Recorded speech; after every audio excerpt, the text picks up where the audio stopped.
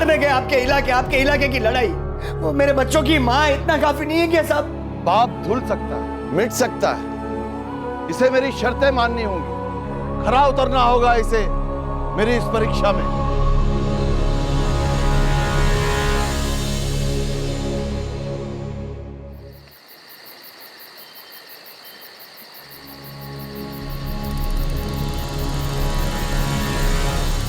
इस गाथा की शुरुआत एक रात को एक जंगल में हुई।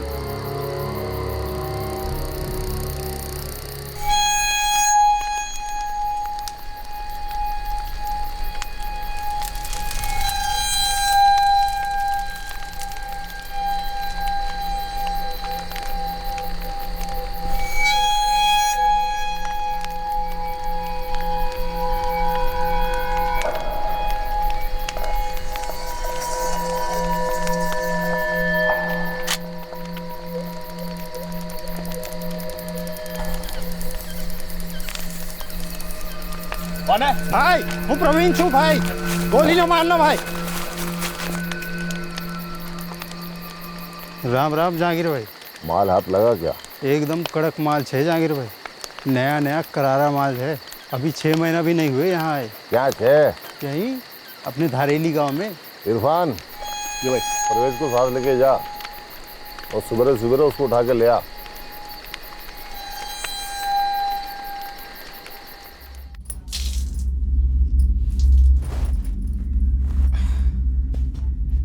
चा रखूं?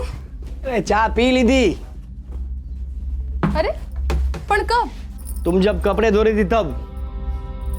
सुन, तेरे लिए भी बना के रखी है। ठीक है, फिर मैं आपके लिए नाश्ता लगाती हूँ। इन्हें भी नाश्ता नहीं, नाश्ता रास्ते में कर लूंगा। आज रविवार है ना, सब घर पे मिलेंगे। जल्दी पहुंचूंगा तो ज्यादा साड़ी बेचूंगा, मुनाफा भी ज्यादा होगा। निकलता हूँ मैं। संभल के जाना हो। हाँ। और सुन, मैंने चाय बनाई ना तो रात का दूध इस्तेमाल किया है, और नया दूध का पैकेट वहां पड़ा है अंदर, बाद में गर्म कर लेना। हमें पढ़ने। जय माता जी। जय माता जी।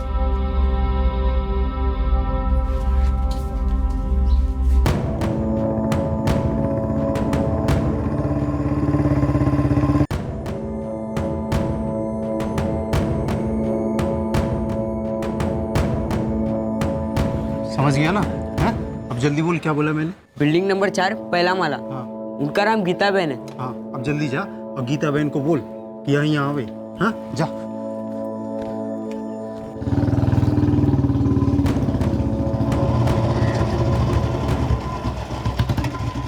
अभी आएगी मालिक। मेरा पति तो निकल गए फेरे पे, साड़ी बेचता है ना। जो भी है, फिर भी जल्दी करना, वक्त नहीं अपने पास।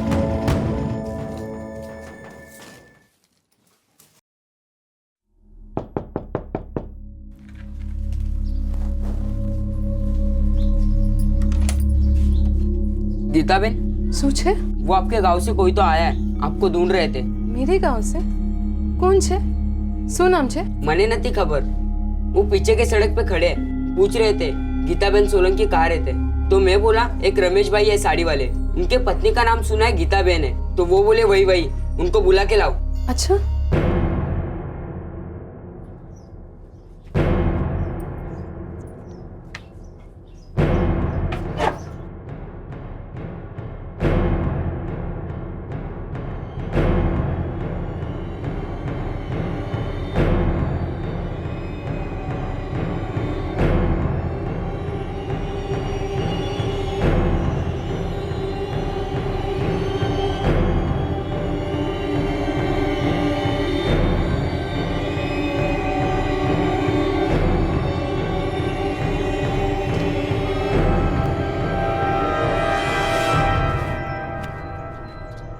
आप लोग मुझे ढूंढ रहे थे?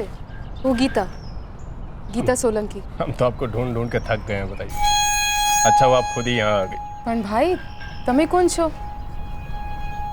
वो छोकरा बोला आप लोग मेरे गांव से हैं। मैंने तो कभी आपको देखा नहीं। मैंने भी आपको पहले कभी नहीं देखा, लेकिन अब जो दिख रहा है वो बहुत उम्दा है।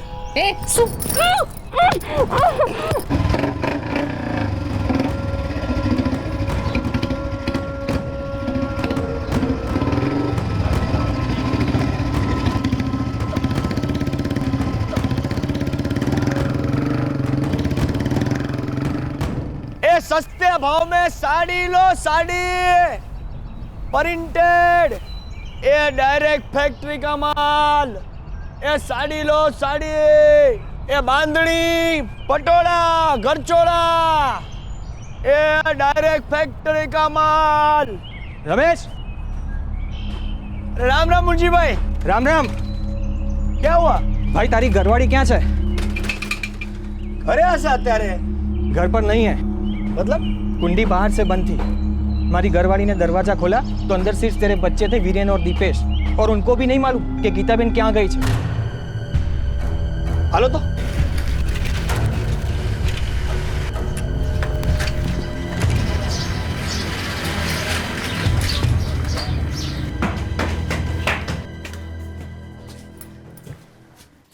શું થયું દીપેશ બેટા? મમ્મી ક્યાં? खबर ना थी, हम दोनों तो सो रहे थे, उठ के देखा तो मम्मी नहीं है। मने एम के बाहर गई होगी, लेकिन दरवाजा तो बाहर से बंद था। मैं थोड़ी देर बैठा रहा, बाद में भूख लगी इसलिए जोर से चिल्लाया तो उर्वशी काकी आ गई। जुओ रमेश भाई, कचरा जैसे का तैसा ही पड़ा है। ये चंपल भी इधर ही है। ये बगैर चंपल के गीता कहाँ गई होगी?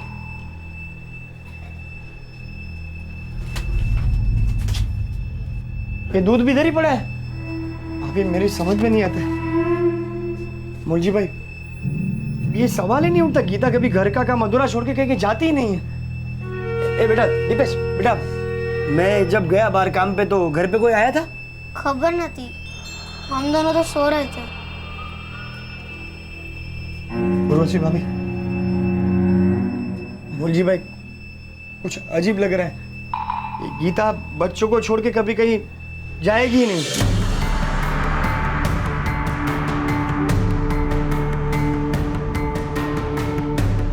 रमेश जानता था कि उसकी पत्नी गीता अपने घर को, अपने बच्चों को ऐसे छोड़कर नहीं जा सकती। उसके अंदर डर ने दस्तक दे दी थी और शुरू हुई गीता सोलंकी की खोज।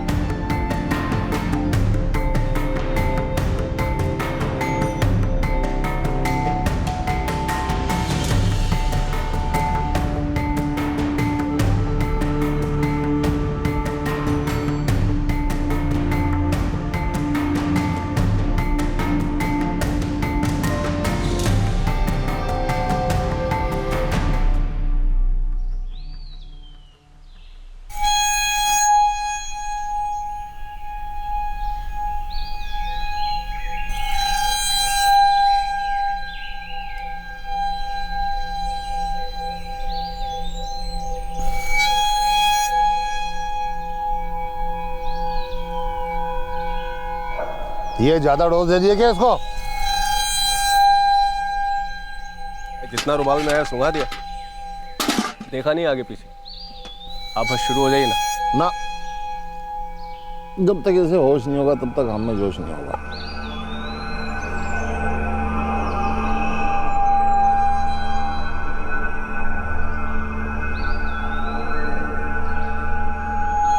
अरे नहीं उर्वशी भाभी, ऐसा नहीं हो सकता। गीता मुझे बगैर बोले मायके जाने का सवाल ही नहीं उठता है। अरे रमेश भाई, कुछ हुआ होगा मायके में, और वैसे भी गीता के पास फोन भी तो नहीं है। लेकिन मेरे पास तो फोन है ना। मुझे फोन करना होता तो गीता नीचे गई होती कोई दुकान में, या किसी का मोबाइल ले लिया होता। पापा गई होगी ना नानी के घर, अब फोन तो करके देखो ना। हाँ पापा फोन करो। सब लोग बोल रहे हैं तो कर ही देना फोन। करता हूँ।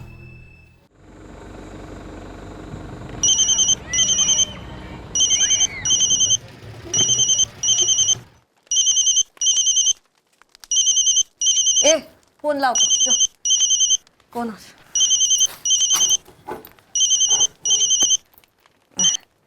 हेलो रमेश कुमार, केम छो? मजामा? बा गीता ही है वहाँ पे ना तो आने वाली थी क्या? बा हुआ ऐसा कि मैं फेरी पे गया ना सुबह, तो मुझे किसी ने बताया कि गीता घर पर नहीं है, बाहर कड़ी लगी और बच्चे अंदर अकेले हैं। तो तब से गीता का कुछ पता नहीं चल रहा है बा। ऐसे कैसे चली गई वो? कुछ पता चला कहाँ गई है वो? बा नहीं पता, इसीलिए आपको फोन किया ना। पूरा धारेली गांव छान मारा, गीता को किसी ने नहीं देखा। पता चले तो फोन करो मुझे। શું થયું? दीपेश ने वीरेन को बाहर से कुंडी लगाकर गीता कहीं चली गई। रमेश कुमार ने पूरा गांव ढूंढा, कहीं मिल ही नहीं रही है। क्या पागलों जैसी बात कर रही हो? अब ऐसे कैसे कोई गायब हो सकता है? એ તો કહું છું, કોઈને કઈ ખબર નથી। સાંભળો, હું ધારેલી જાઉં છું, मैं ધારેલી જાતી हूँ। वो मैं भी चलता हूँ। हाँ चल, तू જોઈ લે ક્યાં ચંપા, હાલ चलो। चल वेला चल। गीता यहाँ क्यों आएगी बेटे, वो भी अचानक और बिना बताए? बाबूजी कुछ समझ में नहीं आ रहा गीता कहाँ चली गई, इसीलिए आपको फोन किया। क्या हुआ? रमेश का फोन, गीता बिना बताए कहीं चली गई। रमेश बेटा, वो यहाँ नहीं आई है। देखा उधर भी नहीं है। मैंने आपको बोला ना, मेरी गीता मुझे बगैर बताए कहीं जा ही नहीं सकती। लेकिन रमेश भाई, हर चीज का पहली बार होता है कि नहीं? और रमेश भाई, पूरा ना मानो तो एक बात कहूँ, कहीं कोई झगड़ा वगड़ा तो नहीं हुआ? ऐसी ही बात करती हो भाभी, ऐसा कुछ नहीं हुआ। कहीं कोई ऊंच नीच तो नहीं हो गई? मतलब? पता नहीं, कुछ भी हो सकता है।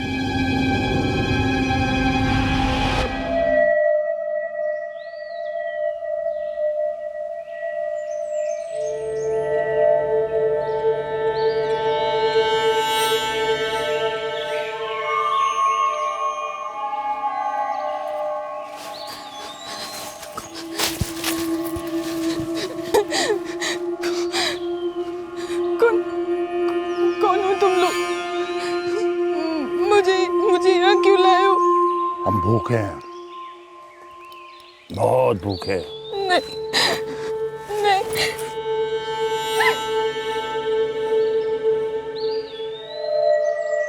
पहले पहले ना सुनने में अच्छा लगता है, तो थोड़ा रो, थोड़ा चीख।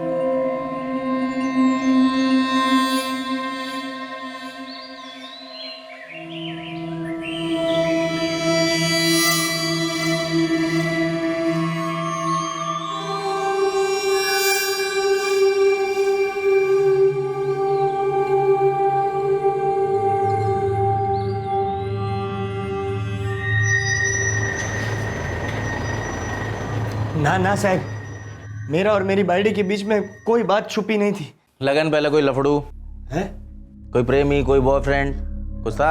साहब ये जरा ज्यादा हो रहा है सर। हमारी बहन 2 बच्चों की माँ है, ये क्या पहले वेले की बात लगा रखी है आपने? ए भाई, इस रजिस्टर में हर दूसरा केस बेवफाई का है, हैं? हमें पहले का, अभी का और आगे आने वाले का सबका ख्याल रखना पड़ता है, ठीक है? पीते हो? हाँ? पी के बीवी को पीटते हो? ना साहब, कोई दी नहीं साहब, वो नानो मानस छू साहब। मेरा धंधा है साड़ी का, दिन में 12-12 घंटा घूम के मेरे परिवार का पेट पालता हूँ साहब। हमारी शादी को 9 साल हो गए, आज तक मेरी बीवी पे कभी हाथ नहीं उठाया साहब। मेरे माता जी ने सौगंध साहब, दारू को कभी सूंघा तक नहीं। साहब, इनकी सास हूँ, गीता की माँ। मैं आपको लिख के दे सकती हूँ। ये मेरे जमाई है ना, बहुत सच्चे और बोले आदमी है। गीता का फोटो है? हाँ सब मेरे पास। ठीक है, अभी तुम लोग जाओ, जैसे कोई खबर मिलेगी हम फोन कर देंगे, ठीक है? साहब, हम लोग है ना इधर आए, उससे पहले हम लोग अहमदाबाद में रहते थे। इधर धारेली में अभी आए, 6 महीने भी नहीं हुए हम लोग को साहब। तो गीता को इधर का कुछ पता नहीं है साहब, अकेले जाने का कहीं सवाल ही नहीं उठता है। और दूसरी बात, मेरे बगैर मेरी बायडी किधर जाती भी नहीं थी। देखो क्या है रमेश सोलंकी, मैं 2 काम कर सकता हूँ। एक तो तुम्हारे साथ दिन भर बैठ के तुम्हारी और गीता की पूरी राम कहानी सुनूं और उस पर एक उपन्यास लिख डालूं, और दूसरा ये है कि बाहर जाके उसे ढूंढूं, पता करूं कि माजरा क्या है? तो बताओ क्या करूं?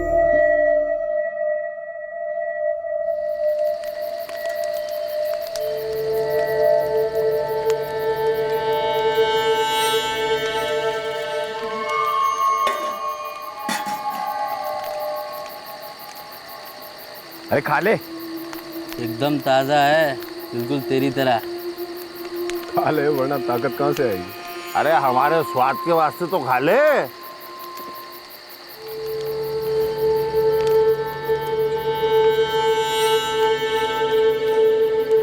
सब इतना प्यार से बोल रहे हैं तो खा ले। चल उठ। अरे उठ जा। अरे उठ, नहीं तो खाने की जगह गोली खाएगी। चल उठ।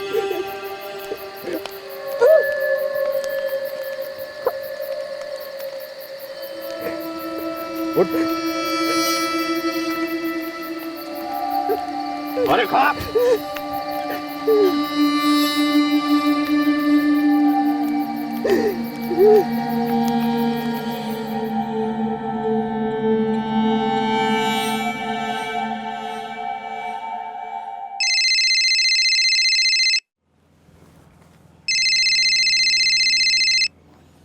શું ખબર છે ટીકરા? કાંઈ ખબર નથી બાપूजी। कुछ पता नहीं चला है। पुलिस स्टेशन में कंप्लेंट की है। बात पुलिस तक चली गई? बापूजी मेरी बाइडी सुबह से गायब है, रात होने आई है। मुझे पता नहीं मेरी बाइडी को क्या हुआ होगा, क्या नहीं हुआ होगा। और आप बोलते बात पुलिस स्टेशन तक पहुंच गई, तो बात पहुंचेगी कहाँ पे? हाँ हाँ टिकरा, पर तू मुझ पे क्यों चिल्ला रहा है?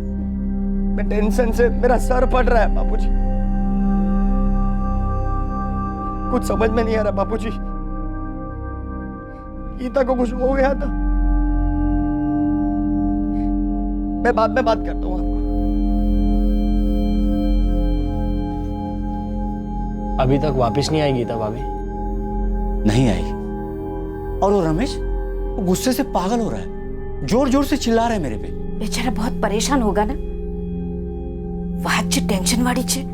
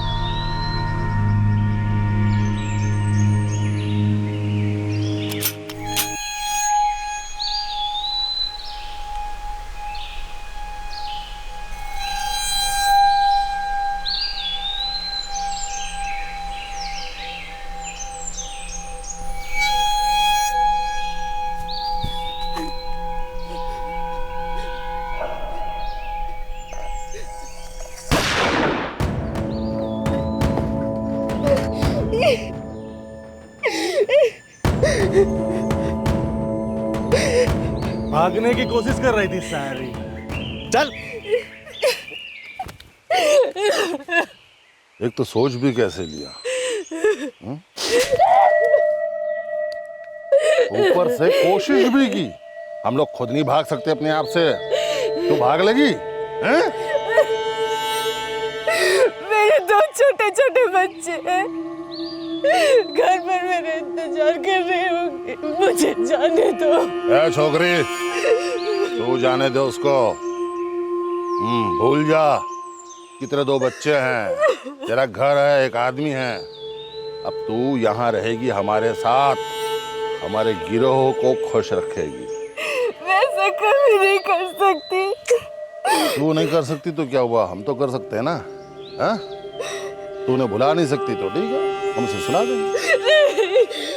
जहांगीर भाई, इसकी जरूरत हमें रात में होगी, 2-2 घूंट लगाने के बाद।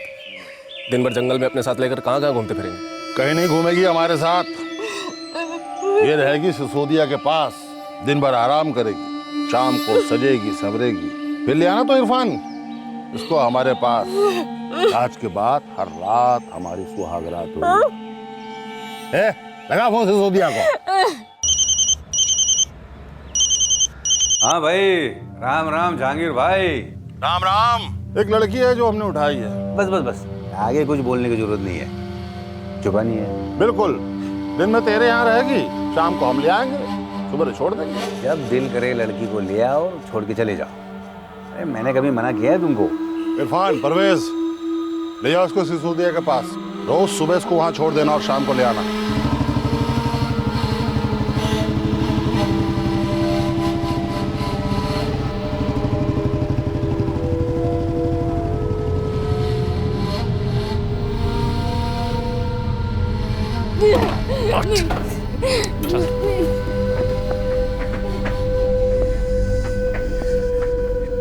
रजनी भाभी, ऐसे अपनी पुरानी साड़ी और ब्लाउज दे देना और साबुन पानी भी देख लेना, ठीक है?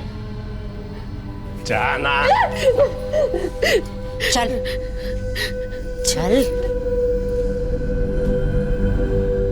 क्या बात है इरफान भाई, बहुत अच्छा हाथ मारा है। हमने तो बस हाथ मारा, आप मुंह मारेंगे। अरे भाई, आपकी अमानत है, उसे जानना समझना भी तो जरूरी है ना। ऊपर से ठहरा शौकीन आदमी। अरे तुम फिर आ गए। अरे कहा ना, जैसी खबर मिलेगी तुम्हें बता दिया जाएगा, फोन आ जाएगा। साहब 24 कलाक थे गया साहब, मेरी बाड़ी का कोई पता नहीं चला साहब। मेरे बच्चे लोग रो रो के परेशान हो रहे हैं साहब। गीले कपड़ों के चक्कर लगाने से कपड़े सूख जाते हैं क्या? हर चीज का एक टाइम होता है, तकदीर होती है। अभी जाओ, इस बात को सही से दिमाग में डाल लो, जाओ।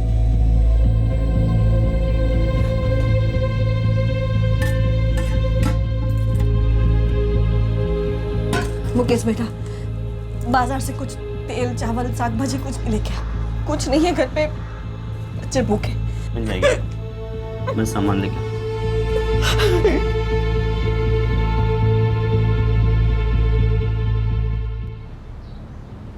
पक्का जहांगीर लाला गैंग के थे। और उन लोगों ने उस औरत को अगवा किया था। वो जैसे बैठी थी उससे ही लगता था गड़बड़ है, जिंदा लाश की तरह। अरे शू कहवानो भाई, साला किसी में हिम्मत ही नहीं इन लोगों को रोकने की। ना कोई रोक ना कोई टोक। बोले तो जंगल राज है भाई, जंगल राज। छोड़ो नहीं, जाओ दो हवे। भैया, आप लोग बात कर रहे थे ना, किसी औरत को किसी गैंग ने जबरदस्ती अपने साथ रखा है। हाँ, मेरी बहन कल सुबह से गायब है। किधर से? यहीं धारेली गांव से। आप लोग भी बात कर रहे थे ना, आपने देखा किसी औरत को किसी गैंग के साथ? डाकू जहांगीर लाला का गैंग है, लाला गैंग के नाम से मशहूर है। उनके साथ जो औरत थी उसको आपने देखा है? हाँ, मैंने देखा था। हाँ, यही थी।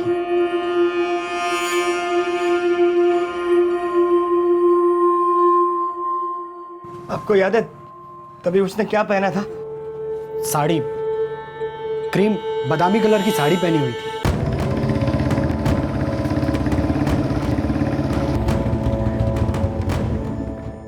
उस दिन गीता ने भी बादामी कलर की साड़ी पहनी थी।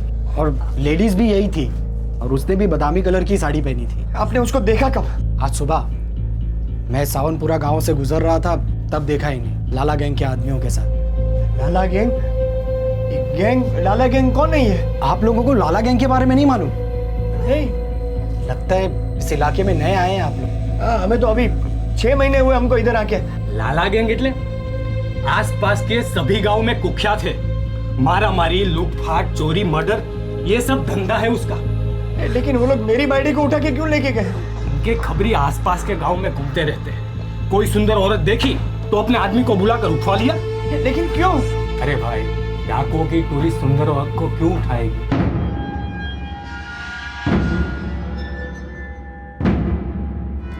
साहब, हमारी दिकरी ने बच्चा मिलो साहब। देखो, अगर तुम्हारी पत्नी सावनपुरा गांव में देखी गई है तो तुरंत वहां जाओ और वहां के थाने में जाकर रिपोर्ट लिखो। क्योंकि ये केस अब उनके थाने में आता है। जो कुछ भी करना है, पूछना है, वो वहां जाके पता करो। जल्दी करो, 1-1 मिनट कीमती, ठीक है? जाओ। मत कर, कोई असर नहीं होने वाला मुझ पर। मेरे 2 छोटे छोटे बच्चे। तेरे 2 छोटे बच्चे होंगे, पर मेरा एक भी कान नहीं है। मुझे जाने दो, जाने दीजिए। पति प्यार करता है? वो शादी कब हुई? 9 साल होने को है। अरे तू तो नसीब वाली है, 9 साल प्यार करने वाले पति का सुख मिला, तो बच्चे होने का सुख मिला, और तू रो रही है। मुझे देख, बच्चे तो हुए नहीं, और पति का प्यार क्या होता है मुझे पता भी नहीं। और काम क्या करती हूँ? लाला जो औरतें लेकर आता है उनकी देखभाल। तू पहली नहीं है और ना ही तू आखिरी होगी। ये सब करने से मुझे मिलता क्या है? कुछ भी नहीं। और मेरा पति जब तुम्हारे पास आता है तब जले पे नमक अलग। नहीं आएंगे, नहीं आएंगे। मैं यहाँ से भाग जाऊंगी दीदी, तुम कह देना भाग गई। छोकरी वो डाकू है, पहले गोली दागेंगे और फिर पूछेंगे कि कहाँ भाग गई, कैसे भाग गई। अब तक तो कोई भाग ना पाई, ये कैसे भागी? तू यहाँ से भागने का ख्याल अपने दिमाग से निकाल दे, और मुझसे कोई मदद की उम्मीद मत रखना। बस इतनी दुआ कर कि वो लोग तेरे बदन से जल्दी उब जाए और कोई नई छोरी ले आए। हो सकता है तब वो तुझे छोड़ दे। दीदी, दीदी, दीदी।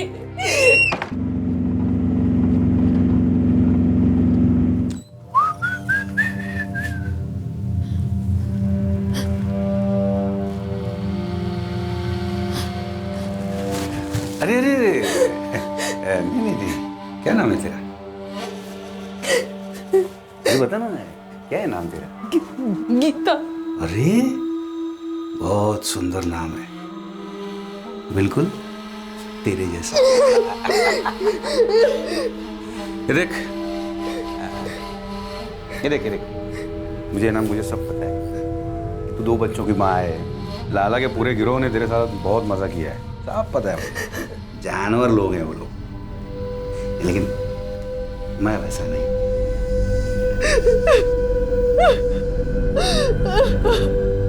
साहब, मेरी बड़ी गीता लाला डाकू के साथ इसी गांव में दिखी थी।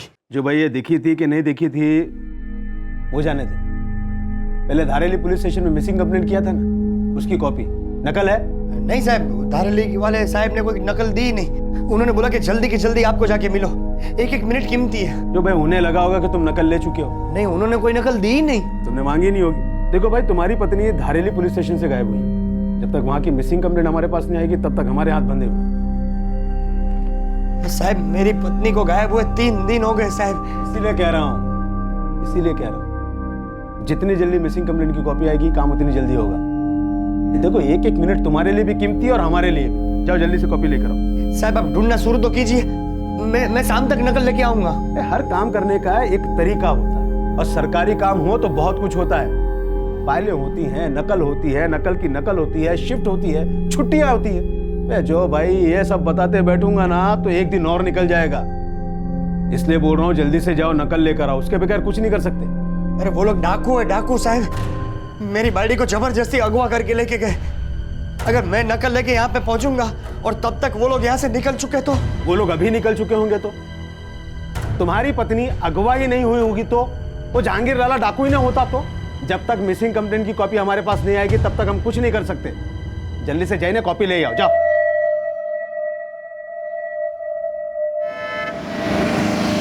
गीता का पति रमेश, गीता का भाई मुकेश और गीता की मां वीना ज्यूरिसडिक्शन और इलाके के बहाने 2 पुलिस स्टेशंस के बीच किसी शिकार हो रहे हिरन की तरह भागते रहे, फड़फड़ाते रहे। दूसरी ओर जहांगीर लाला का गिरोह दिन में विलुप्त प्रेय प्रजाति के अलग अलग जानवरों का जंगल में शिकार करके उन्हें बेचते और रात में खुद जंगली जानवर बनकर गीता के शरीर को नोचते।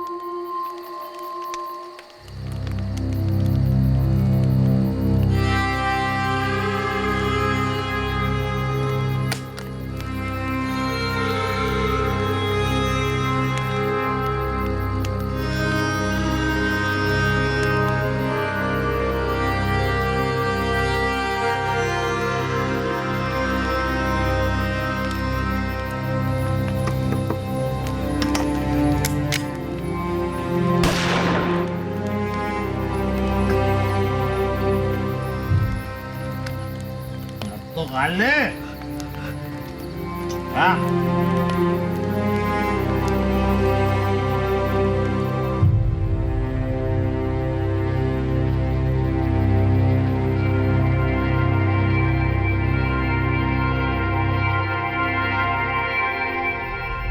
अरे बाहर में गई आपकी थाने की लड़ाई साहब। वो मेरी बाड़ी है, बाड़ी साहब। वो मेरे बच्चों की माँ इतना काफी नहीं है क्या साहब? पहले आवाज नीचे कर। मेरे थाने में आके मेरे ही सामने आवाज ऊंची करता है। बहुत ही थी क्या साहब? कितने दिन हो गए साहब मैं आपके पास भीख मांग रहा हूँ, आपको मेरी आवाज सुनाई नहीं दे रही थी? मुझे फरियाद की कॉपी दो साहब, जिसमें साफ साफ लिखा हो कि मेरी बेटी लापता है और मुझे पूरा शक है कि मेरी बेटी को लाला गैंग ने अगवा किया है। पहले आवाज नीचे कर और इस बदतमीजी के लिए माफी मांग दो।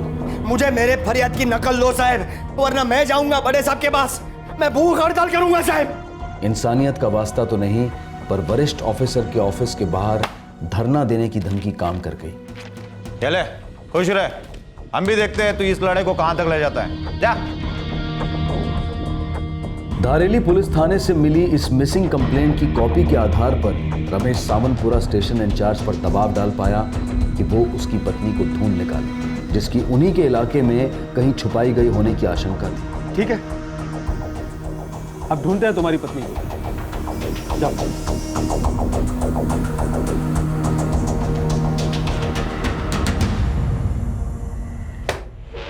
हम लोग क्या कर रहे हैं? क्या कर रहे हैं? हाँ, मक्खी मार रहे हैं क्या? साहब हमारी खबर पक्की है, एक आदमी ने मेरी बेटी गीता को इसी सावनपुरा गांव में देखा है। अरे देखा होगा 2 सेकंड के लिए। लाला गैंग डाकू है, डाकू। वो लोग एक जगह टिक कर नहीं रह सकते। अरे पिछले 3 दिनों में हमने इतने छापे मारे हैं जितने 3 सालों में नहीं मारे। बात कर रहे थे, क्या कर रहे हो, क्या कर रहे हो? हाँ लेकिन वो लोग तो करते हैं ना। कौन लोग क्या करते हैं? डाकू लोग, दिन दहाड़े, खुलेआम, बिना किसी रोक टोक, जो मर्जी आए औरत को उठा के लेके जा सकते हैं। उनकी जो मर्जी आए वहां ले जा सकते हैं, लेकिन पुलिस को कुछ दिखता नहीं है। सुन, ऐसा कैसे हो सकता है साहब? सामर, तेरे को लगता है ना पुलिस कुछ नहीं कर रही है, तो जा खुद जाके ढूंढ ले। घुस जा डाकुओं के बीच में। हीरो बनवानो शौक है ना तने? Japan hero. अब रमेश के पास कोई चारा नहीं था। उसने कमर कस ली और अपनी पत्नी को डाकुओं के कब्जे से छुड़ा लाने के लिए खुद निकल पड़ा। कई दिनों तक रमेश सावनपुरा में दर दर घूमता रहा, हर एक घर में पूछता रहा कि क्या किसी ने उसकी पत्नी को कहीं देखा है। कई लोगों ने देखा तो था, सुना भी था, लेकिन सभी के मुंह पर खौफ की पट्टी बंधी हुई थी। लाला गैंग का डर एक शर्मनाक सच्चाई थी। दूसरी ओर गीता अपनी गरिमा के चिथड़े बटोरती हुई अपने आप को जिंदा रख रही थी, ताकि वो एक ना एक दिन अपने पति और बच्चों के पास लौट जाए। लाला और उसके आदमी दिन भर एक जगह से दूसरी जगह जाते रहते हैं, लेकिन हर रात बिना चूके गीता का सामूहिक बलात्कार होता रहता। गीता के अपहरण को अब 3 महीने हो चुके थे। रमेश के आसपास के सभी लोग किसी न किसी कारण से उम्मीद हार चुके थे, लेकिन रमेश का विश्वास टस से मस नहीं हो रहा था। उसे 100% भरोसा था कि वो अपनी पत्नी गीता को ढूंढ कर ही रहेगा। मुकेश भाई, मैं दोनों बच्चों को बापूजी के पास छोड़ के आता हूँ, फिर ढूंढने निकलूंगा मेरी गीता को। जरूर पड़ी तो जंगल में भी घुस जाऊंगा।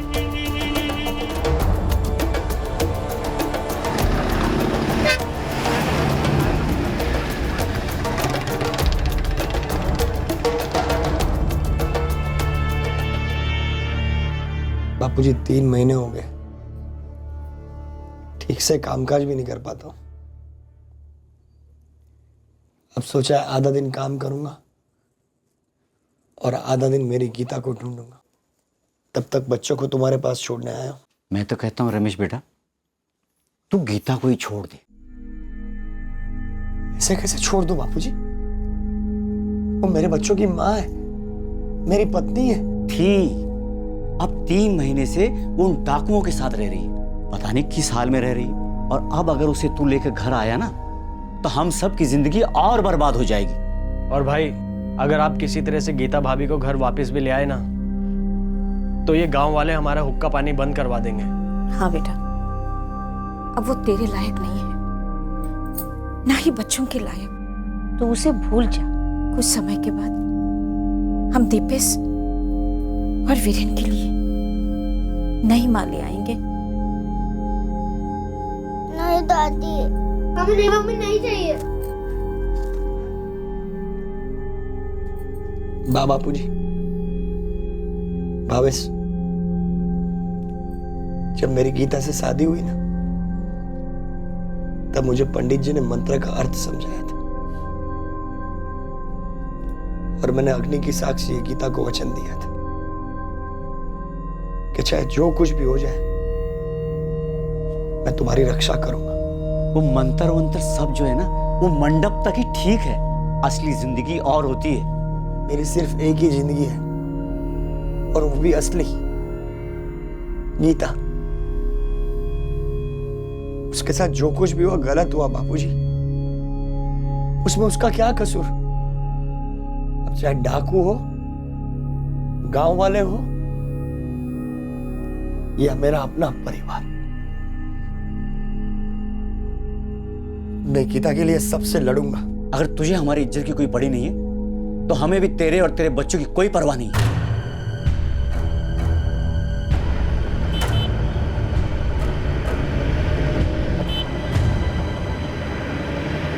અહીંયા આવીને तुमने एकदम बराबर किया है रमेश कुमार। अभी तुम तीनों यहीं रहना हमारे पास। हाँ जीजा जी, इधर भी किसी न किसी काम का इंतजाम हो ही जाएगा। हम दोनों मिलकर ढूंढेंगे गीता बहन को। देखो तुम लोग जो कुछ भी कर रहे हो एकदम सही कर रहे हो, इससे कोई बेमत नहीं है, लेकिन इस गांव के लोग भी कोई बहुत बड़े दिल वाले नहीं हैं, सब एक जैसे हैं। वो गीता को वापस स्वीकार नहीं करेंगे। कोई बीजाનું ખાઈએ છે કે મોટા આવ્યા ના સ્વીકાર કરવા વાળા ના કરે।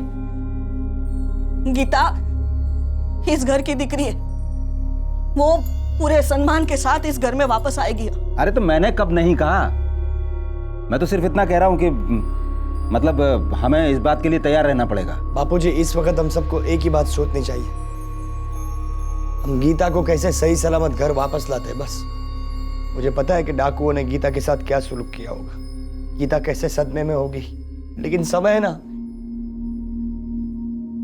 सब घाव भर देगा।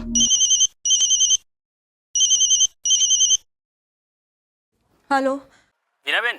हाँ, कौन? आपकी डिग्री गायब है ना? गीता? हमारी गीता के बारे में कैसे जानते हो? फारूक कुरैशी नाम है मेरा। मैं आपकी गीता को आपसे मिला सकता हूँ। कैसे मिलेगी हमको हमारी गीता? पैसों के बदले मिलेगी। कितने पैसे चाहिए तुम्हें? 75,000 रुपए। 75,000? हम लोग बहुत गरीब लोग हैं, हमारी बेटी लौटा दो। लड़ो नहीं, हिम्मत रखिए, उसको पूछो कौन है वो। ए भाई तुम मुझे बताओ, तुम्हारे को कैसे पता? समझो कि मैं समाज सेवा करता हूँ और जिन लोगों को डाकू अगवा कर लेते हैं उन्हें उनके घर तक पहुँचाता हूँ। तुम्हारे को हमारा नंबर कैसे मिला? आपका दामाद गीता का पति रमेश हाँ। गीता को गांव-गांव में ढूंढता घूमता रहता है। सारे इलाके को मालूम है कि क्या कांड हुआ है, लेकिन सिर्फ मुझे मालूम है कि गीता कहाँ है। भगवान ने खातर हमारी बेटी को लौटा दो। गीता मेरे नहीं, डाकू कब्जे में है और ये पैसे मुझे उन्हें ही देने हैं। जानता हूँ कि आप लोग गरीब हैं, इसलिए कम से कम 75,000 रुपये लूंगा। अगर डाकू के साथ इससे नीचे की बात की तो वो लोग गीता को देने के बजाय मुझे ही मार डालेंगे। सच कह रहा हूँ।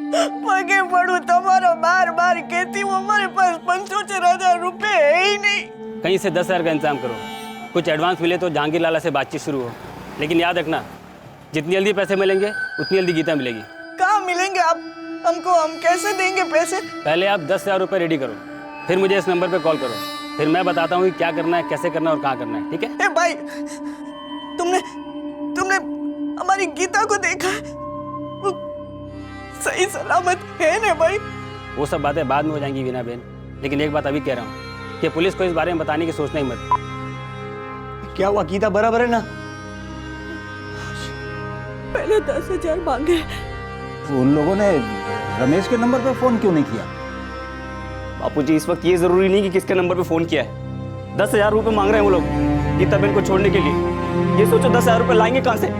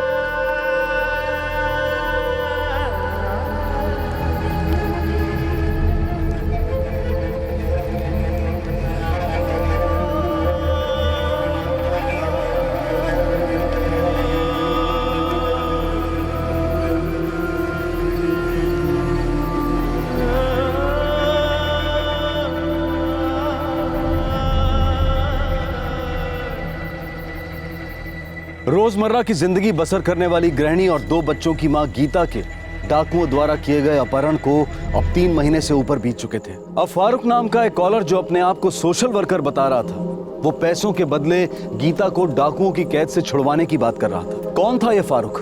क्या वो सच में ऐसा कर सकता था या फिर ये कोई चाल थी, कोई गेम थी? दूसरी ओर गीता के पति रमेश ने गांठ बांध ली थी कि वो किसी भी सूरत में अपनी पत्नी को ढूंढ कर रहेगा और उसे वापस घर ले जाएगा। तीसरी ओर पीड़ित गीता डाकुओं के हाथों रोज खराब हो रही थी और अब उसे एहसास हो रहा था कि उसके शरीर में कुछ हो रहा है, कुछ ऐसा जिसे वो कतई नहीं चाहती थी। डाकुओं का वैसे गीता को छोड़ने का कोई इरादा नहीं था, तो फिर वो अपने आप को सोशल वर्कर बताने वाले फारूक के जरिए क्यों बात करते? इनमें से कई सवालों के जवाब हम आपको देंगे इस दुखद केस के दूसरे भाग में। आपसे फिर मुलाकात होगी, तब तक सतर्क रहें, सुरक्षित रहें और देखते रहें क्राइम पेट्रोल सतर्क। सबक एक को, सीख हम सबको। जय हिंद।